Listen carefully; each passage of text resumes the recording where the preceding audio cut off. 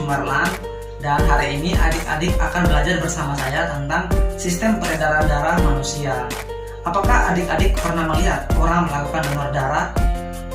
Apakah adik-adik tahu untuk apa sih fungsinya donor darah? Dan apakah adik-adik tahu pentingnya darah bagi tubuh kita?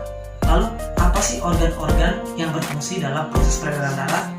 Nah, untuk memahaminya, ayo kita belajar materi ini dengan lebih semangat lagi.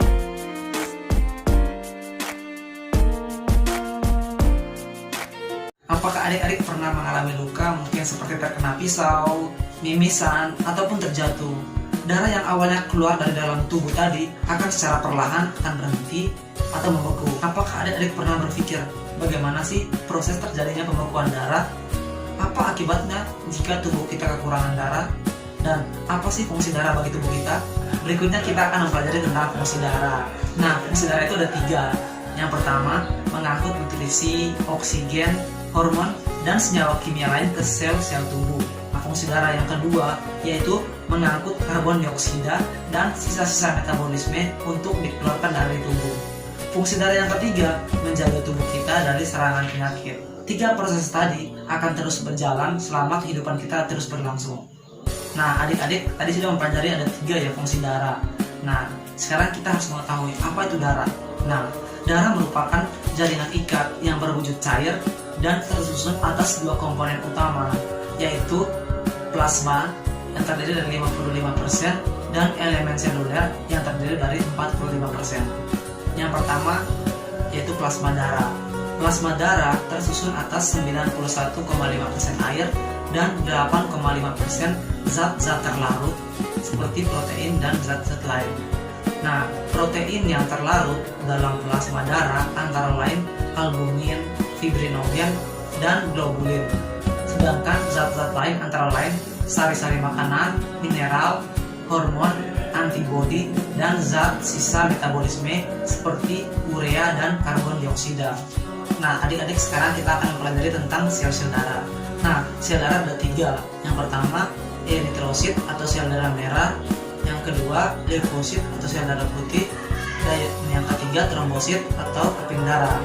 Nah, yang pertama sel darah merah atau eritrosit, yaitu sel darah merah berbentuk bulat pipi dengan bagian tengahnya cekung atau bikonkav, tidak memiliki inti sel dan mengandung hemoglobin yang mengandung unsur besi terbentuk di dalam sumsum merah tulang. Nah, yang kedua sel darah putih atau leukosit, memiliki bentuk yang tidak tetap dan mempunyai inti berfungsi untuk melawan kuman atau bibit penyakit yang masuk ke dalam tubuh. Dan yang ketiga yaitu keping darah. Bentuk keping darah beraneka ragam, yaitu bulat, oval, dan memanjang, tidak berinti dan bergranula, mempunyai umur yang singkat yaitu 9-5 hari. Keping darah disebut juga darah pembeku karena sangat berhubungan dengan proses mengeringkan luka. Nah, adik-adik, untuk mengetahui perbedaan dari 3 sel darah tadi, mari kita lihat gambar berikut ini. Yang pertama, ini yaitu sel darah merah. Yang kedua, sel darah putih atau leukosit. Yang ketiga, yang agak kecil ini, keping darah atau trombosit. Dan yang agak berwarna merah muda merupakan plasma darah. Nah, sedangkan untuk tabel perbedaan sel darahnya bisa adik-adik lihat sendiri dalam tabel berikut ini.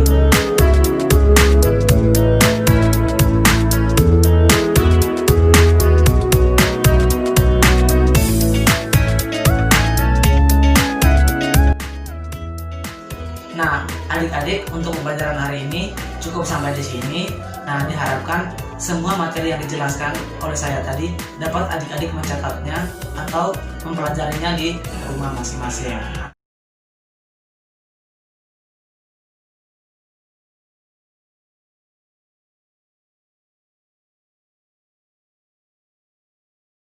Jangan lupa pakai masker, tetap jaga jarak, dan patuhi protokol kesehatan.